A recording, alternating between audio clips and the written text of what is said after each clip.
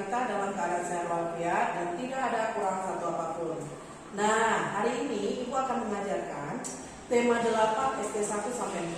Nah, Ibu harapkan apa yang Ibu sajikan, apa yang Ibu berikan kepada kamu tolong untuk ditonton dan dipahami. Kalau kamu tidak paham, kamu silakan membaca dan mengulang, ya, menonton video ini ataupun melihat catatan yang sudah Ibu berikan. Ya, oke, kita akan mulai. Ingat seperti biasa, tema 8, ya, di SD 1 dan 2 itu muncul di PB 2 dan 5. Enak ya? Oke, judulnya menirukan gerakan binatang berjalan di air dan melakukan gerak dasar menekuk lutut serta melakukan gerakan mendorong atau menarik dan melakukan melempar dan menangkap bola. Ya, ingat catatan judul sepanjang ini itu ada di 4 subtema. Oke, kita mulai. Oke, nomor 1, bermain menirukan gerakan binatang di air. Nah, ini adalah gambar yang mana di dalam gambar ini terdapat beberapa orang siswa yang membentuk sebuah lingkaran. Ya. Nah, satu orang siswa berada di dalam. Nah, ini melakukan sebuah, ini sama dengan permainan yang terdapat waktu kita di TK itu permainan kucing dan tikus, ya, ataupun permainan harimau dan serigala dan domba, ya. Nah, ini seperti ini. Oke, next. Gerakan menekuk lutut bertujuan untuk, nah, menekuk lutut. Di mana gerakan menekuk lutut? Nih, ketika satu orang siswa berada di tengah, ya, sebagai hewan yang ditawan, ya. Nah, mereka siswa tersebut melakukan kaki menekuk, ya, nak, ya. Nah, ini ada nomor 2. Gerakan menekuk dengan menekuk lutut tujuannya yang pertama, melatih kekuatan otot paha, ya. Apabila kita sering jongkok itu sangat melatih kekuatan otot paha. Yang kedua, kelenturan tubuh, ya, nah, ya, untuk melenturkan tubuh kita.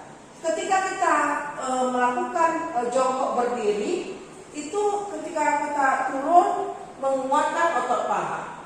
Nah, ketika naik juga seperti itu, ya, dapat 2 tujuan. Yang ketiga, gerak dasar menekuk lutut ada 2. Yang pertama, gerak setengah jongkok. Nah, yang kedua, gerak jongkok penuh. Gerak setengah jongkok dan gerak jongkok penuh. Nah, kita misalnya nih, kita melakukan gerakan menekuk, ya. Kita turunkan badan kita sedikit setengah. Nah, itu yang disebut dengan setengah jongkok. Nah, apabila kita menekuk full, nah, itu namanya gerak jongkok penuh, ya. Seperti yang ini adalah setengah jongkok, ya, nah, ya. Kalau dia jongkok full, ya, beradu kulit betis dengan kulit paha bagian belakang, itu gerak jongkok penuh. Oke, next. Nomor 4, gambar gerak dasar menekuk lutut setengah jongkok. Nah, lihat. Seperti yang aku bilang tadi. Nah, ini ada 2 gambar yang mana siswa yang di belakang adalah siswa yang berposisi berdiri tegak, mengangkat kedua tangan di depan, setelah itu menurunkan badannya sedikit ke bawah. Nah, ini yang disebut dengan setengah jongkok. Yang kelima, gerak dasar menekuk lutut jongkok penuh. Nah, perbedaannya, yang pertama tetap gerakan salah satu orang siswa berdiri tegak, ya, dengan tangan mengangkat ke depan. Setelah itu jongkok penuh. Nah, tadi saya Ibu bilang, bagaimana caranya, Bu, jongkok penuh? Kulit betis belakang, ya, kulit betis, ya, itu beradu dengan kulit paha bagian belakang. Nah, ini dengan disebut dengan jongkok penuh. Oke, lanjut. Gerakan menekuk lutut dapat juga dibuat dalam permainan kucing jongkok.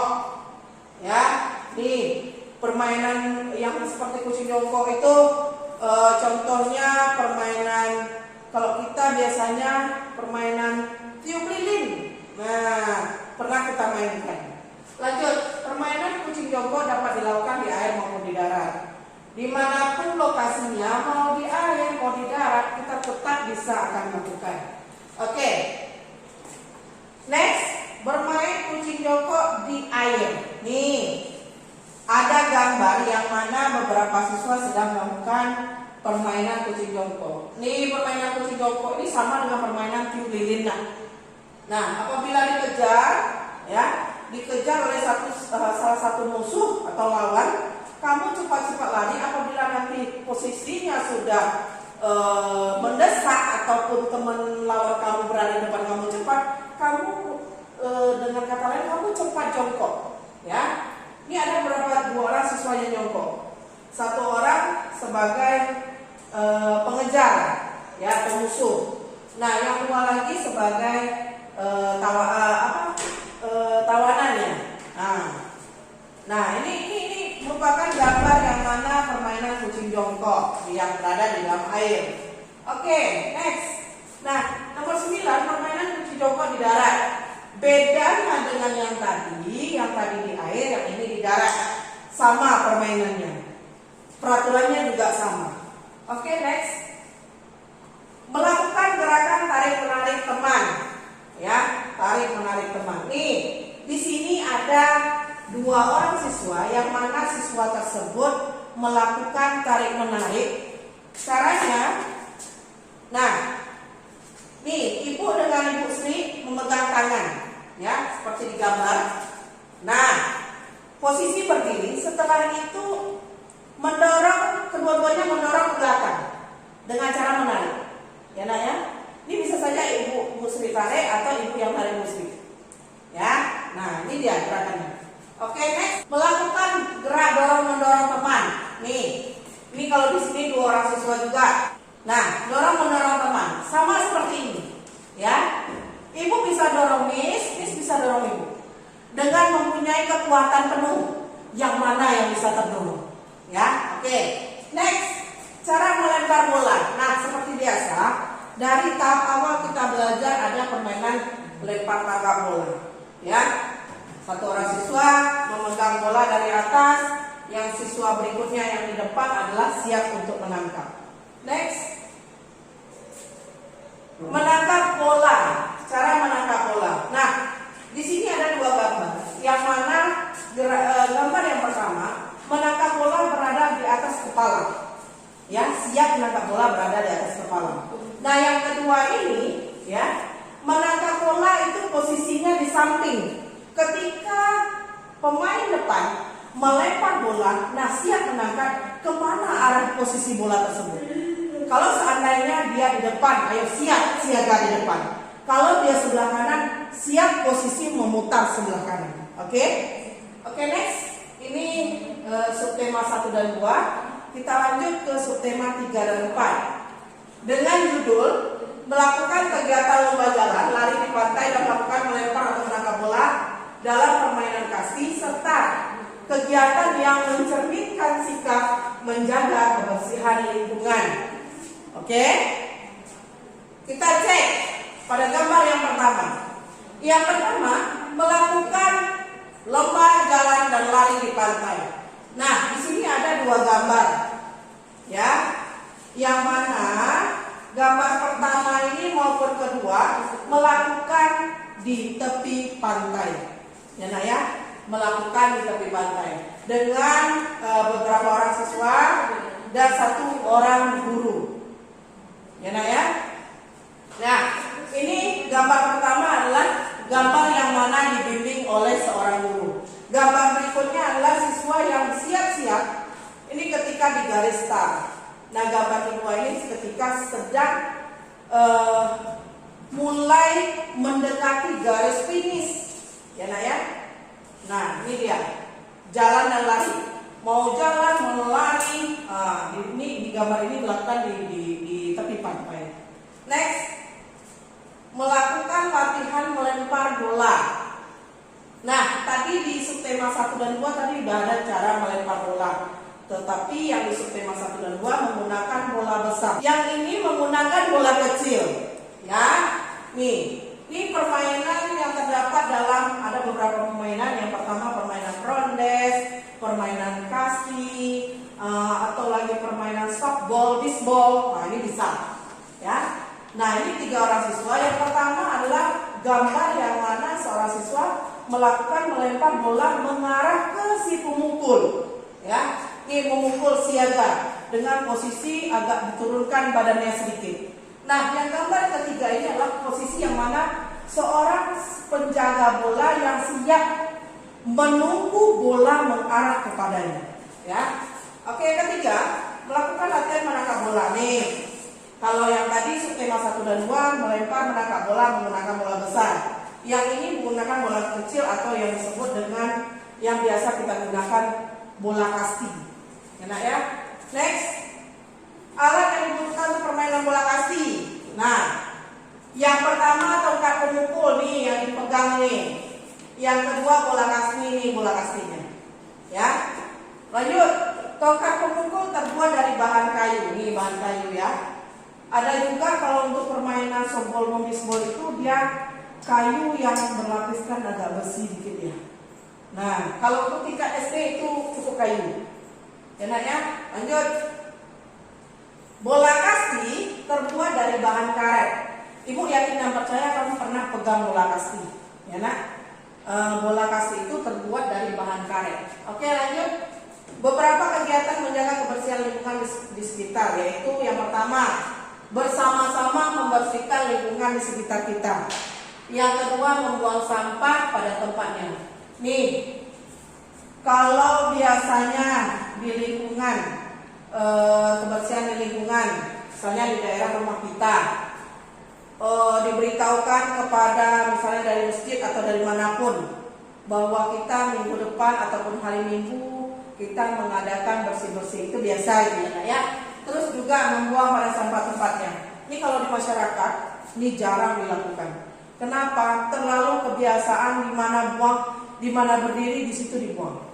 Ya. Jadi dengan kata lain, adanya beberapa kegiatan membersihkan lingkungan ini sangat efektif dan efisien menjaga kebersihan di lingkungan.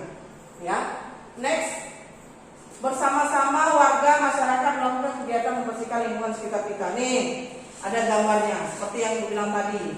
Pemberitahuan misalnya di hari Minggu gotong royong. Yuk gotong royong Bapak Ibu bersihkan lingkungan kita. Misalnya kalau kita daerah kita ada sungai, membersihkan sampah-sampah di tepi sungai. Terus membuang hama-hama yang misalnya ada di tepi sungai, misalnya rumput-rumput yang apa, pokoknya yang merusak pemandangan, yuk sama-sama kita bersihkan. Ya, next. Kegiatan membuang kulit buah ke dalam tong sampah. Nih, seorang siswa yang mana membuang tong sampah di daerah lingkungan rumahnya. Nih kalau misalnya Ibu lihat kalau di lingkungan rumah itu terlalu jarang dilihat. Ya, terlalu jarang dilakukan. Kenapa? Udah kebiasaan. Kecuali di dalam rumah. Kalau kamu misalnya buang sampah di dalam rumah sembarangan, bakal alamatlah semprotan dari makmu dapat. Ya, makanya bagaimana cara menertibkan kita supaya menjaga lingkungan kita itu bersih, aman, tentram, damai. Ya bagaimana caranya? Ya dimulailah dididik dari kecil, membuang sampah pada tempatnya. Oke. 10. Ada 3 sikap menjaga kebersihan lingkungan. Yang pertama, membuang sampah pada tempatnya. Ini seperti yang sudah ada pada gambar. Yang kedua, adanya spanduk atau himbauan mengenai kebersihan. Yang ketiga, bersama-sama teman membersihkan lingkungan sekolah. Membuang sampah pada tempatnya ini. Yang tadi nomor 9 itu membuang sampah pada tempatnya. Seorang anak kecil, ya, mendidik membersihkan lingkungan baik di sekolah, baik di masyarakat, dimanapun kamu berada, kamu tetap harus selalu menjaga kebersihan lingkungan kamu. Ya. Nah, yang tadi dari kecil, yang ini udah dewasa, ya, atau ibu-ibu. Ini biasanya ibu-ibu yang membuang sampah ini biasa sampah rumah tangga yang selalu setiap hari pasti ada sampah. Ya, nah?